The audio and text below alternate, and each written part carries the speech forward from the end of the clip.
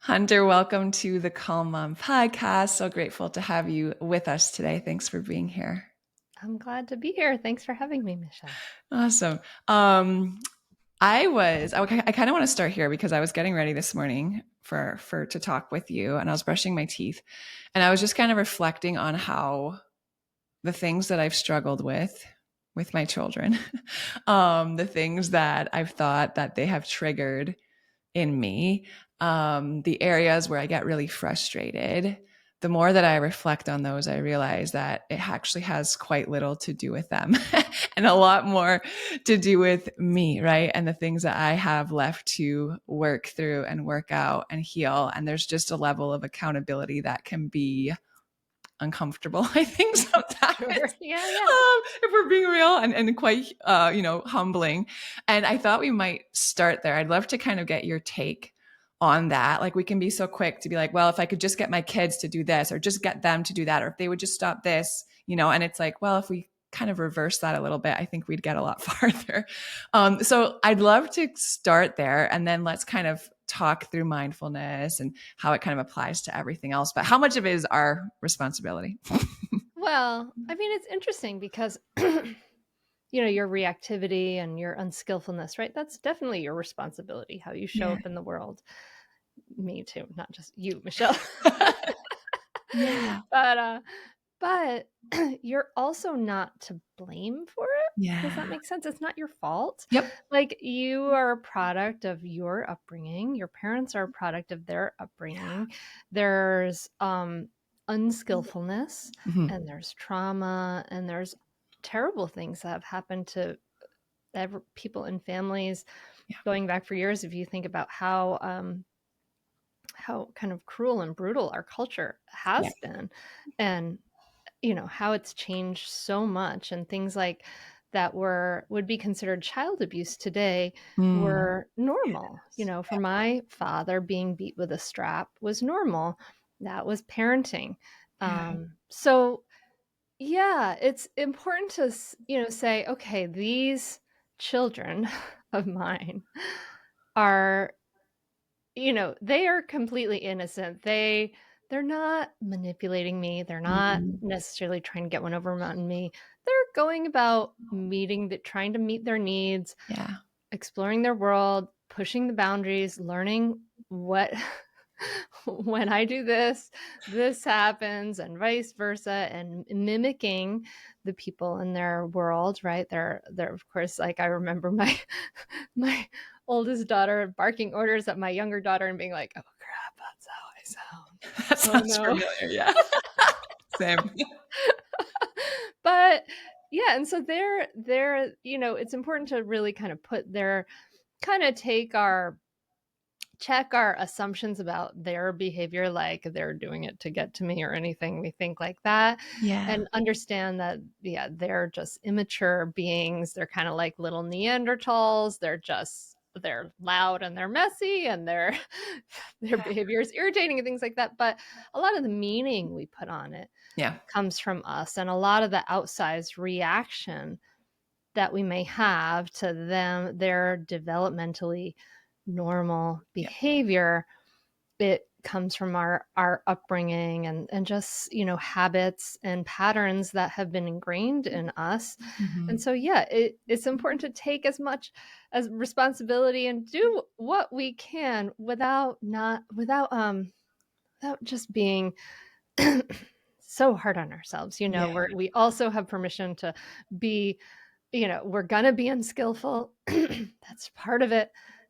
We can't get around that. So just to give ourselves some grace as well. That's beautiful. It's the yes and, right? It's like all of this is true, and there's responsibility on our part, and we don't have Yes. to be so hard on ourselves because, life happens and there's things that we have yet to learn and all the pieces that fall into place And when it's it not comes. even things Yeah. that we have yet to learn. Like, sometimes there's this really uncomfortable place Mm. where especially for somebody who listens to a podcast like this podcast, or the Mindful Mama podcast, where we've learned a bunch of things. We Mm. know things, Yeah. right? We know a lot of stuff. We've read books. We have a stack of books. And we're still our habits and patterns and skills in the moment just Mm, don't quite match up to where our aspirations are. And yeah, so sometimes it's even not even a matter of knowing so things, true. it's a matter of practicing. Yes. Yeah. And closing that gap, right? Between like what Mhm. we know up here and then what actually comes out when we would need those tools. Yeah, yeah, Yeah. yeah.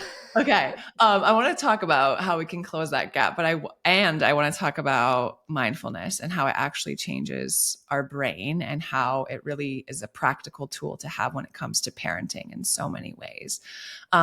Before we jump into that, though, let's kind of talk about mindfulness itself, because I think a lot of people just like, they're like, okay, it's 20 minutes to meditate and I don't have time for that. So I don't have time for a mindfulness practice. Can you kind of speak to that? What is mindfulness and how does it show up? And yes, meditation can be a big part of it, but so many other ways to be mindful throughout our days. Sure. And I think that we are all naturally mindful and naturally unmindful in our days. Okay. Like there are moments where we are really present, we're in our bodies, we're in our surroundings, we're Yeah. noticing our surroundings, our bodies, the other people in the room. And so we are in very it is something that is naturally innate to us because Mhm. mindfulness is basically the intention to put your attention into the present moment with kindness and curiosity. So some of those Mhm. moments when you feel really present and you feel sort of good, you feel kind of peaceful, that just arise naturally, that may be a moment of natural mindfulness, right? So we all have this. It's definitely a normal, innate capacity. But likewise, it's very normal and innate and habitual for our minds to be elsewhere, for our bodies to be in one place and our minds to be elsewhere anytime we're on the phone, right? That's what's Yeah. happening. Or like when we're kind of in that planning, going, doing mode, getting the kind of getting things done mode, often our brain is a couple of steps ahead. And that mode is, I think, uh, rewarded and trained by our Yeah. culture, right? To like get things done and do things. So that can be a mode that really kind of takes over, especially for a lot of parents. And if you feel any kind of like insecurity or uncertainty, we fall back into I get things done and I Yeah. do things, I get the good grades, and then and then I get the good grades and I get rewarded, right? Um, Yes. so so that is also a mode, and we can kind of recognize that, if we kind of think back onto our day, how much of the time are we in that mode? So mindfulness practice is really just training ourselves to bring our attention into the present moment. And I sit and meditate for 20 minutes a day, Yeah. but it's very much akin to exercise, Mm. right?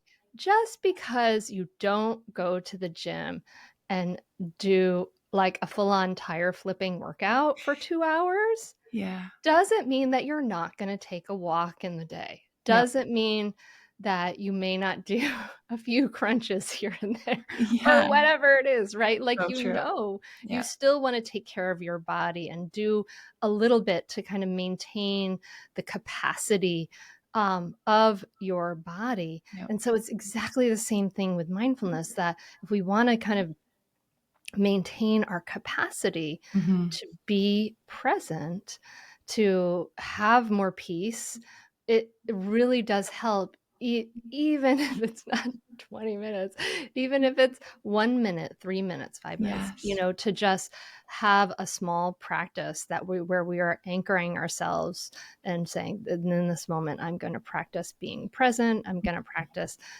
noticing when I'm judgmental. I'm going to notice my mind, fly to a bazillion different subjects, and I'm going to bring it back. And that is when I'm doing this sort of bicep rep. But it is really, really beneficial to do even just a little bit. Yeah, I love the permission in that too, to not be so rigid about it, right? And just like allow it to be flexible and how it looks throughout your day to day and incorporate it when you can. Kind of like not having that rigid exercise routine, but like do flights of stairs, do some squats while you're folding laundry, what have you, like work it into your day.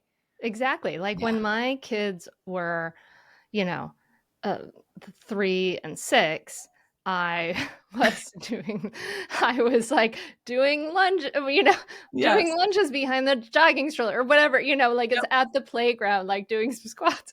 Yes. And likewise, I was doing a much smaller mindfulness practice. So now that my kids are 15 and 18, they go to high Yeah. school at the butt crack of dawn in the morning. And so I can sit for 20 minutes and it's fine. I have the time for that. And I know it feels good and makes me feel grounded and Yeah. peaceful and clearer, all of those things. So I do it.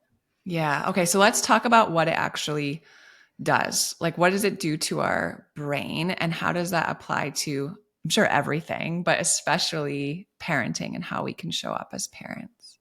Well, it is really interesting what it does to the brain. So there's thousands of years of anecdotal evidence that, practicing mindfulness helps you to be more peaceful, to be Mhm. less stressed, and all of those things. And then there was like an explosion of research that happened to happen right before I wrote Raising Good Humans, and and that research showed really definitively, like there was a excuse me, a meta study that Johns Hopkins did, which is a study of other studies. Uh-huh. And they studied 47 different studies that showed that mindfulness really does decrease depression significantly, Mm. decrease anxiety significantly, increase what sense of well-being, and increase impulse control, right? So Wow. like there have been big studies, and there have also been MRI brain scans, which is so interesting, where they take somebody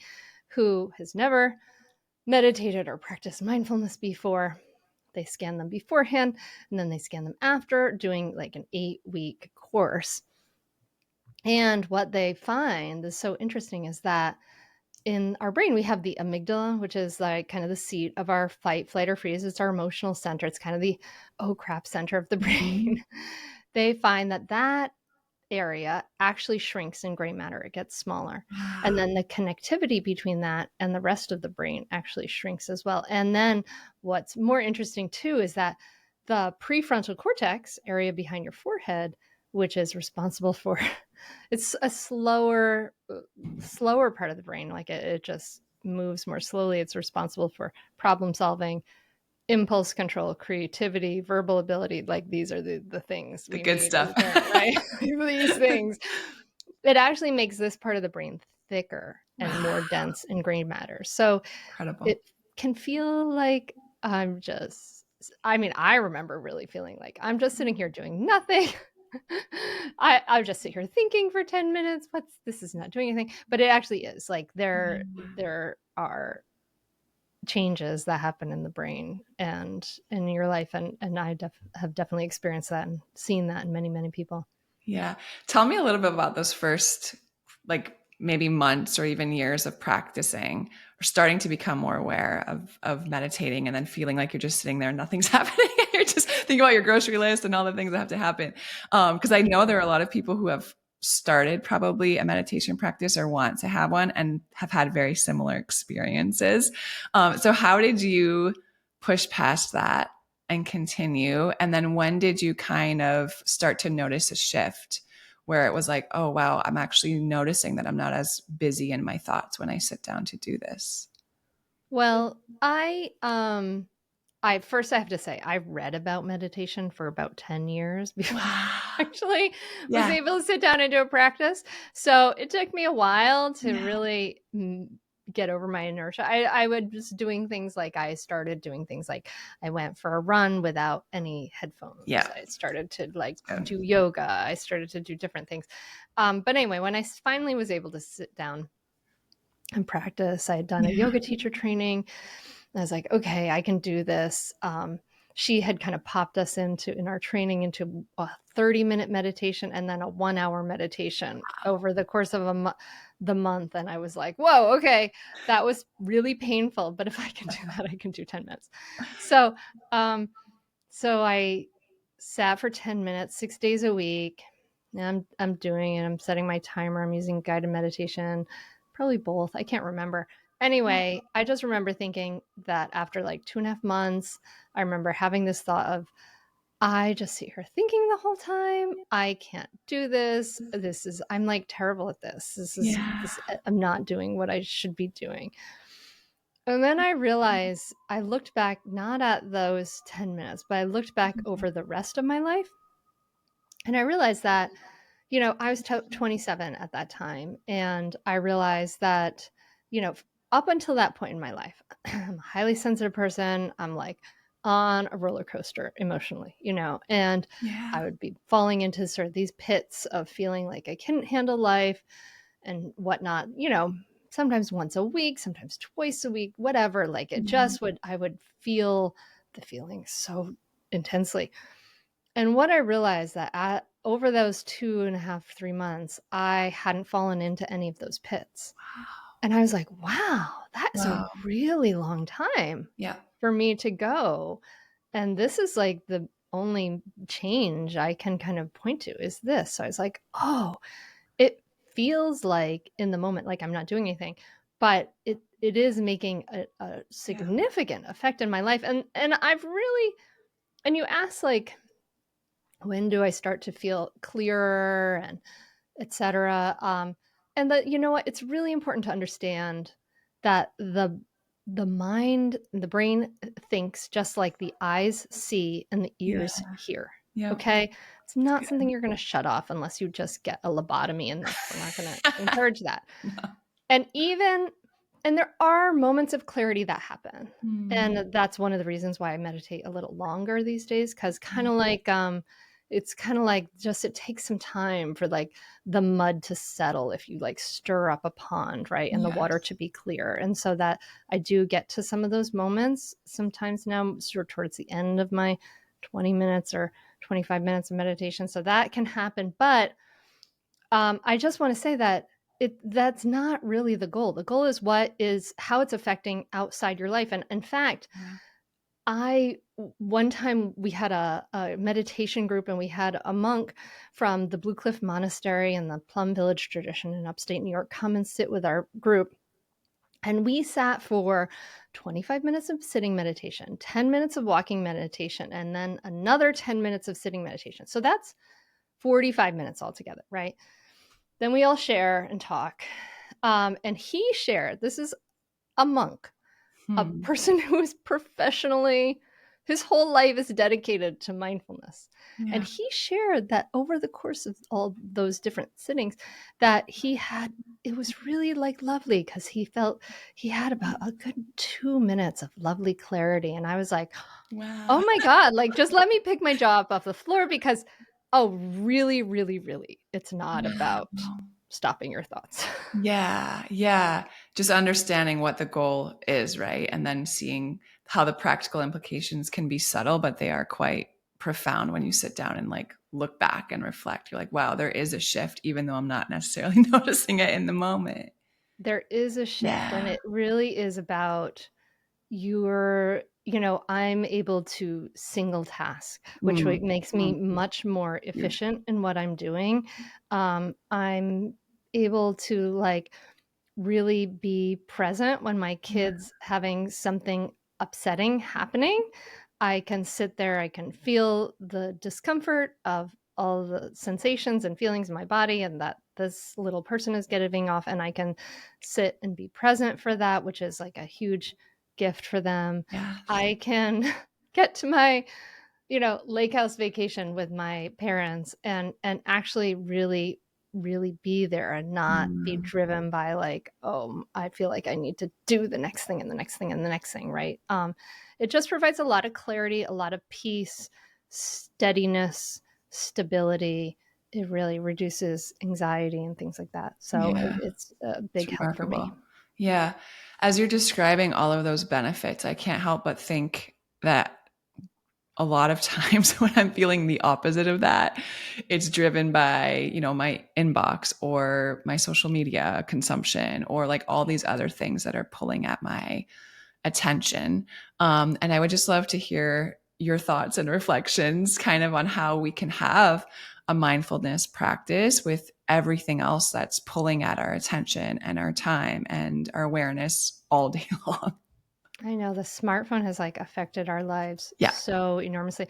I was thinking about this, that it would be fun. There's like Amish people who live not far from me in Lancaster, PA. And I was thinking about like, wouldn't it be fun to kind of just be Amish for like around the year 2000? Like just like, Yep. they've stopped technology at a certain point where it's beneficial for their lives. I was like, then Sure. maybe we could do that too. Anyway, Yeah. I don't know. Um, yeah, it's I'm really worried about our world. Yeah. I think that I always see people with their head in the phone rather than interacting with each other. And I think that's really detrimental to human beings. We're like the most social Yes. species maybe that ever was Yeah. in the world. Yeah. And I think that obviously we're having incredible rates of anxiety and depression and loneliness and things like that. And so Yeah. we're seeing, I think, the effects of having this substandard substitute for sociability Connection. Yeah. in connection. We're seeing that the real harm it's doing now that it's been around for, I don't know, I guess like 12 years or something, right?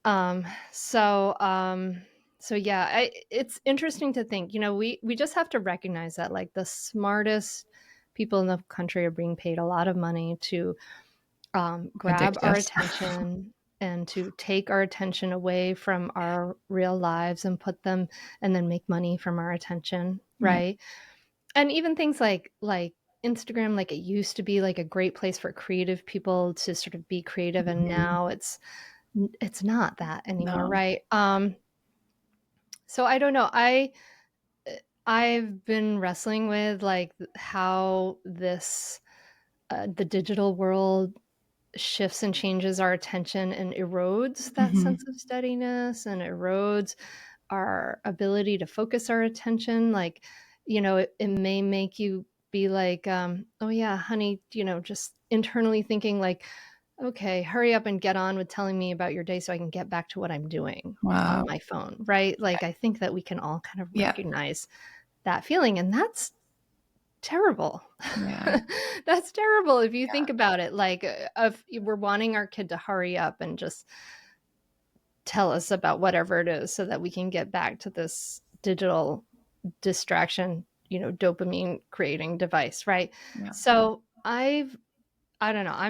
I've taken some steps. I've been feeling the creep of like, oh, I'm looking at it in these off moments, and I'd been feeling that this year. Yeah. So I've taken the step. Actually, it was my daughter. So my 18-year-old, I've been talking about it with my husband, my 18-year-old, and she has been listening to me talk about it. So I guess about 2 weeks ago, she sat down with my phone and she was like, "Okay, mom, all right, you don't need Instagram." She took off the New York Times. She took off Uh, Instagram. She took off Facebook. She went through every single app I had and Cleaned you got out. like a bunch of them. And then I subscribed to the Philadelphia Inquirer physical newspaper to be dropped in my driveway every day so that I could like make my physical environment again interesting and engaging, right? Because that's Yeah. eroded, right? It has gone away for Yes. most of us. I don't get the National Geographic delivered to my house anymore, which maybe I should do that next. But yeah, I think we have to kind of think about this. Like, how are we feeling? How is this making us feel? How do we feel when we're engaged with it? And does it feel like something that feels good, or is it feels like something you kind of, it's like almost like like you have to do, like you feel Yeah. like you have to check it because I'm sitting on the toilet or whatever it is, right? Yeah. Like, and so maybe we need to set up some boundaries Yeah, around for that so that sure. we can be more present. Because I don't think 5 minutes of a meditation practice, I don't know if it can combat the power of this, digital world that's just sucking away the creativity and life from our real lives. Yeah, I agree. And I think for sure the battle, like the attention economy and, um, you mentioned the New York Times and just the newspaper in general, like just the information overload that comes Yes. through those devices and what that does to our brain and our attention and our ability to be present. I read something the other day and it said that, One like issue of the New York Times today contains 17 years worth of information that someone would have consumed 100 years ago. Oh my gosh, yeah. Isn't that wild? Um, It's just like we're literally not created and wired to consume that much information, and yet we try to, and we wonder why we feel overwhelmed and overstimulated, and by like 5 p.m. we're just snapping because we're like, it's too much. It's a lot. yeah, Yeah. yeah. No, Yeah. I mean, It's crazy. and we feel guilty for being, uninvolved, but Yeah. you can be informed a few days later Yeah. about So true. important things. You don't have to know necessarily that day. I mean, if there's something you really need to know that day, like a hurricane is bearing down on your like For sure. home, Yeah. someone's going to tell You'll you. know. You know what I mean? You'll know. You'll know. Yeah. Yeah. Um, I want to This is so good. And I would love to also, before we let you go, kind of get some really practical help for the moms who are listening, who are looking for handles when it comes to their own reactivity. We kind of talked about the prefrontal cortex, mindfulness with it. But especially those listening who have younger kids or even like, school aged kids, can you just kind of walk us through some things that might be helpful for the women who are wanting to grow that space between stimulus and response so they're not feeling so snappy or edgy or short with their kids? Yeah. Well, the number one best thing you can do to do that is to reduce your overall stress. Hmm. And that is a big ask. That's the work. That's the, you Yeah. know, although I think sometimes we feel like we don't deserve to have Wow. ease and peace and relaxation. Talk about it. Like we feel Yep. guilty if we're having that because the world is terrible. Yeah. And so we feel like, oh, who am I to have ease and peace in my life? But actually, you having ease and peace in your life helps your kids, helps your community, helps you to, Yeah. when you need to give attention to the world, helps the quality of that attention. So I would say, like, give yourself permission to Mm. have ease and peace in your life first. Yes. And then think about, how can I reduce my overall stress? Okay. Time with friends and family, regular exercise, a good night's sleep. Like, these are the basic Basics. foundations of that. Yep. But then I would also say, like, don't expect yourself to just choose to just make a choice in a reactive moment that's a skillful choice. You kind of have to expect It's good. that your nervous system is going to hijack your brain, because that's what happens, right? Yeah. If you have been relying on willpower so far to be less reactive, I would say, how is that going for you? Yeah. Yep. Because that's just generally doesn't work. Yeah. So we have to kind of plan ahead and remember that, first and foremost, our nervous system is wired to keep us safe Yeah. with fight, flight, or freeze. Mm-hmm. That is like in, every mammal and reptile, right? Like, it's like so innate, it goes beyond our mammalian distinction. Anyway, it's super innate. So your nervous system is going to try to keep you safe with fight, flight, or freeze, meaning it's going to cut off access to your prefrontal cortex because it's too slow. Yeah. So the number one thing to do is to plan for your nervous system, right? So when I talk to people about how to stop yelling, I say there's the 3 R's. You want to recognize what's happening, maybe remove yourself, and then use your resources. And like, when I say use your resources, you want to like plan ahead. Okay, what are the things that help me calm my nervous system? Doing a deep breath with extended exhales is a hack. And it works on almost I've never met a human being it Same. doesn't work on. So, Yeah. I'm sure they exist, but they're a very small percentage. Extended exhales really, really work to take us out of fight, flight, or freeze. Can you do 4 of those? Can you put a hand to your heart? Can you say, this is not an emergency, or I am helping my child, right? Get your nervous system out of, reactive response. Like, that's the number one thing. You can 98% of the challenges with your kid, you can take 30 to 60 seconds to do that before you respond. Yeah. Maybe you need to, that mommy arm needs to come out and like prevent your kid from running across the street, but that's great. That's fight, flight, or freeze doing good work, Yep. right? If you don't need that, take the time you need to and plan ahead and practice. Yeah. What does it look like to calm my nervous system? And then, practice those things ahead of time. So in the moment, it isn't something brand new that you're trying to choose. And I have a lot more on this, on my website and things like that. So if people want to learn about it. Yeah, check out her website and then get her book. I'm going to link it all for you guys. I actually had this on my shelf long before we connected and planned this podcast. It is highlighted. It is dog-eared. It is so good. Pick it up, you guys. There's one thing in here though that I want to talk to you about before I let you go, because I think it's so good and it's helped me so much. And if you guys like this podcast, you're listening, you'll love this book because it's just so practical and so helpful and along the same lines of a lot of the things that we talk about on this show.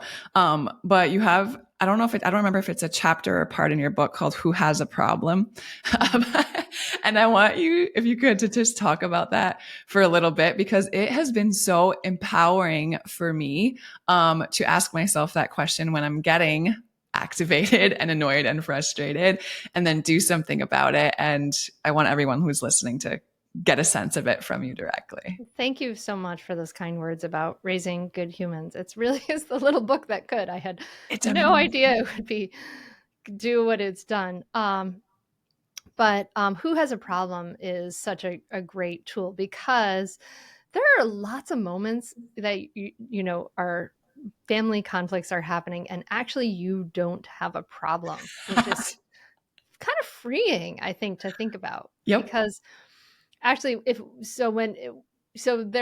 has a problem means like when there's a problem, whose needs aren't being met, or whose stomach hurts, or right, like who really has the problem. So if your kid comes to you and they are fighting with their sibling, do you have a problem? Probably not. You maybe it's getting loud in your house, right? So that might not be so good. But a lot of times in that situation, your kid has a problem. They're coming to you because they have a problem, right? Similarly with a fight with a friend or sharing toys or whatever it is, like that's when they have a problem. And saying to yourself, not my problem, which is a little mantra I teach to parents. Oh, not good. my problem. You say it silently to yourself, just to clarify.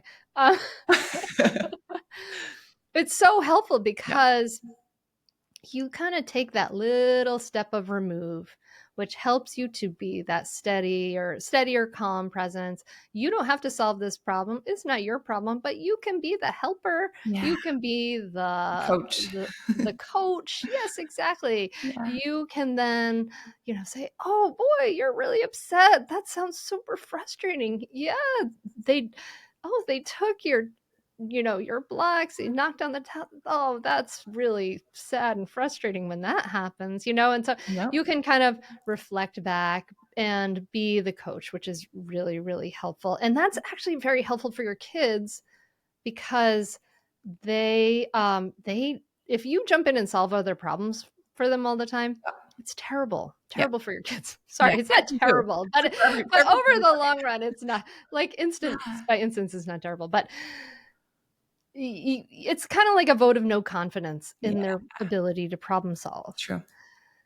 They need to encounter problems and frustrations and then be able to overcome them and figure them out and work with other people all throughout their lives. And so, you stepping back and not solving all the problems.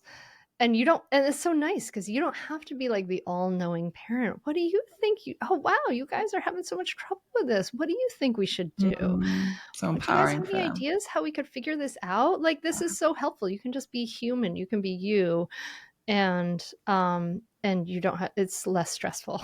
Yes, it is. And I think on the opposite too, sometimes when I do have the problem and they don't, and I want them to, that has been really helpful to me too. It's like if they leave, I don't know, their shoes by the front door every day, and I get frustrated by it, and I realize like, oh wait, they don't actually have a problem with that. I'm the one who has a problem with that.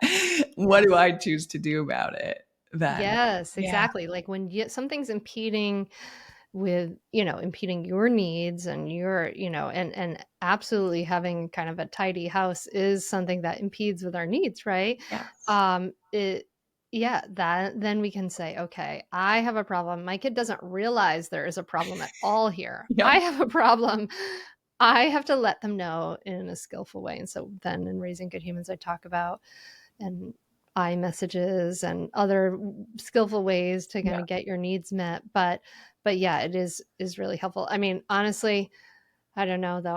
I do need some to just call myself out. I do need some help with the stuff by the door because my kid and her backpack by the door.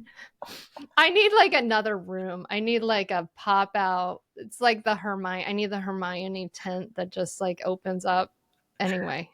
I feel that too. And I live in, I've lived in Miami and Houston where there hasn't been a ton of like outdoorsy stuff, but I remember even growing up in northern Maine in the winter, we were 5 kids. It's like that entrance was Oh God. it was disaster all the time. My poor mother. I feel that. Yeah, this guys, get this book. Truly, it's been probably the most helpful in all the parenting books that I've read, just because it is so um, practical and so compassionate and so it's been so good for my kids also, for me to learn these things, right? It's been Yeah. so beautiful.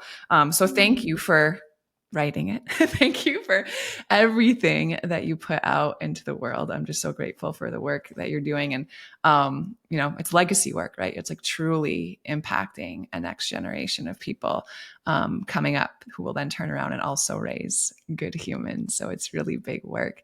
Oh, thank Before you. That we feels so good to hear, Michelle. Thank you. Yeah, my pleasure. Tell everyone where they can continue to learn from you and connect with you. And I'll link the book for you guys in the show notes for sure. Sure. Yeah, go to mindfulmamamentor.com. I've got some nice things you can download there. You just yelled, now what do you do? That kind of thing. And of course the Mindful Mama podcast, your podcast listener, come on over. We got over 500 episodes for you to dive into from 10 years of podcasting. So you won't get tired, I hope. But yeah. And then of course, Raising Good Humans is everywhere books are sold. Beautiful. Awesome. Well, thanks again for being with us. It was such a pleasure to spend this time with you. Thank you, Michelle. It's been really nice.